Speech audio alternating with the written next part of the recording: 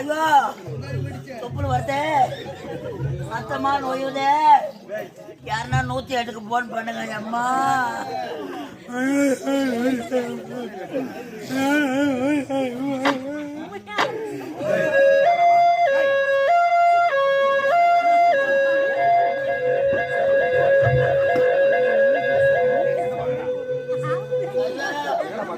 வண்டி வந்து என்ன வாரி போறதுக்கு.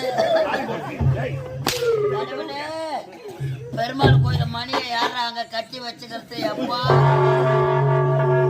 இது எந்த காலத்து மணியோட முனப்பட்டு ஏமாண்ட பப்பா.